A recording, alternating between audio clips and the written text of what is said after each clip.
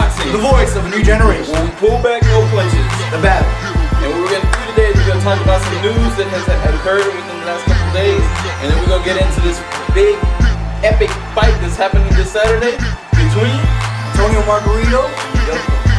So we're going to jump into the news. First we've got Pavlik playing musical chairs with his opponents. First, it was rumored that he was going to fight Paul Williams. Then it was Alan Green. Then some sources even said Joe Calzaghe for a little bit. But it looks like now we've got Bernard Hopkins. What do you think about that? You know, honestly, I believe that the Bernard Hopkins fight was probably the one that's going to come out through.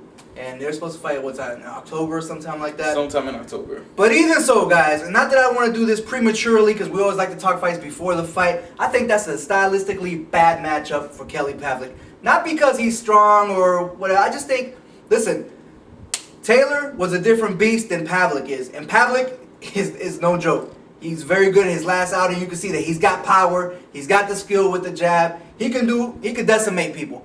But Bernard Hopkins is a crafty veteran who imposes his will on most of all his opponents. Even Joe Calzaghe found that in the very first round or second round, right?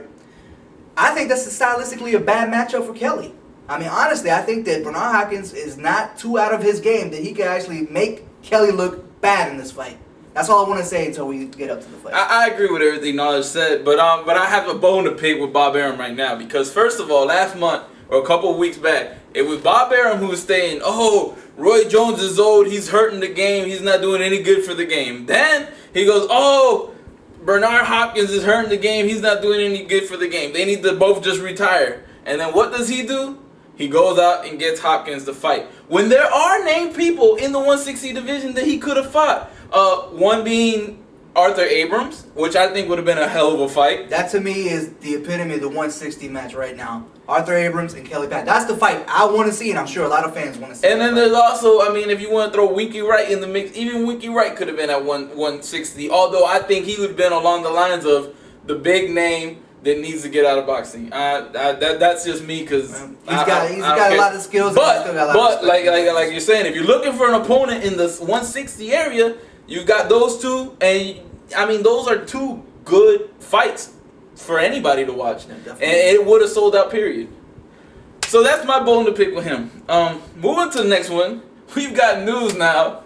I'm sorry, I know that must be seeming like I'm just bashing on Manny Pacquiao all the time. It's not that. I do like him, but I can't.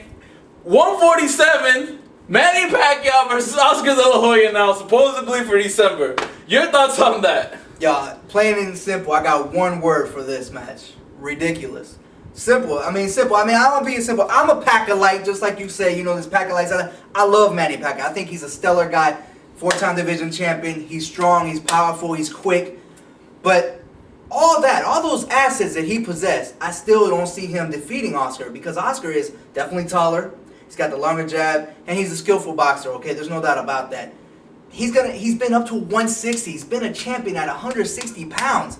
And, you know, there's a reason for all these weight classes. And I believe me, Manny Pacquiao has been from 105 all the way to 135 now. But he hasn't even tested the waters at 140. We have no idea what he do at 140 against a good guy like Hatton or Malignaggi or any of those other guys. Or a good guy in his own division. No, even at 135. At 135. He's got plenty of guys who fight at 135. But even at 147, to fight Oscar at 147, there's plenty of other guys at 147 too, believe me. It's all about money. We all understand that. Freddie Roach is trying to promote it. I heard rumors about, you know, Manny Pacquiao trying to raise money for the election in 2009, 2010. Maybe that's the reason, maybe that's the source, but would you really want to put him in a fight where he can seriously get hurt? Seriously get injured, exactly. Where he can seriously get... Let's put it this way, guys.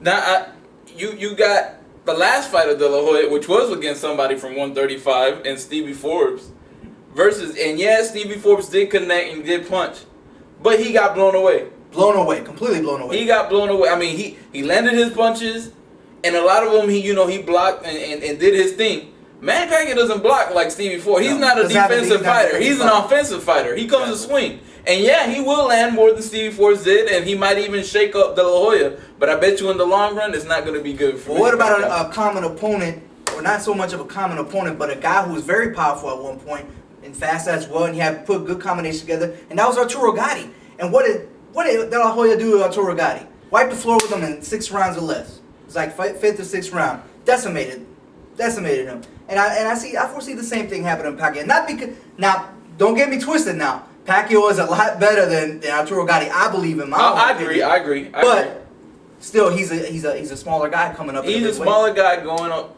He's 5'7". I mean, De La Hoya already has 4 or 5 inches in height alone, let alone the reach and his jab. And De La Hoya, I mean, he's always been a skillful fighter. Whether he's come up short in the big time fights, he's still a skillful fighter. Yeah. So bad matchup. Bad matchup, and again, I gotta get on Bob Aaron's behind for this one too. This is a money fight more than anything else. And again, there's formidable opponents at 135 for him to fight. And there's no need for this right now. I mean, if Manny can get through 135, he can get through 140, then go through 147. More power to him. But I think that's why they're trying to rush it because, they only know that De La Hoya's got one more fight and that's it. And that's why they're trying to rush it. And, Bob Arum, I mean, you might hurt your fighter for that reason. You about to hurt 2 of your fighters. You got Pavlik that's about to get hurt by Hopkins. And then now you got Manny about to get hurt by De La Hoya. Anyways, moving along. We get into this weekend's fight, which is Miguel Cotto versus Antonio Margarito. Knowledge, take it away. This is a very interesting fight. Probably one of the most...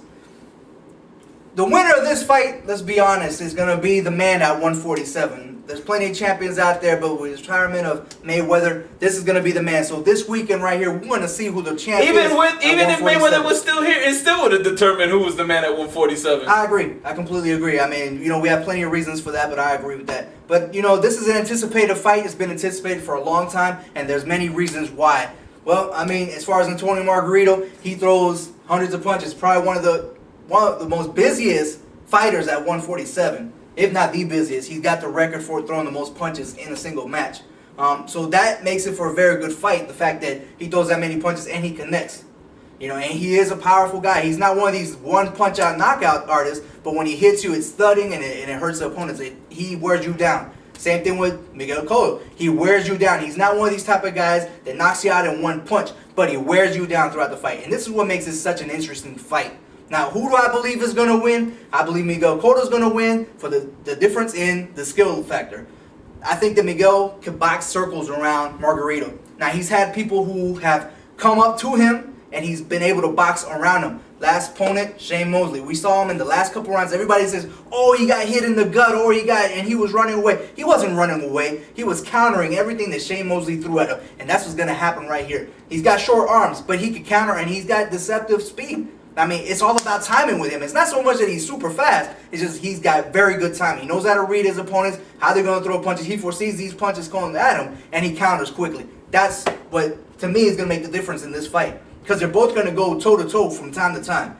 And the chin, to me, a lot of people want to say, oh, Margarito, he could knock Miguel Cotto out because Miguel Cotto's been rocked at 140. But you know what? That was 140. It's a different weight class.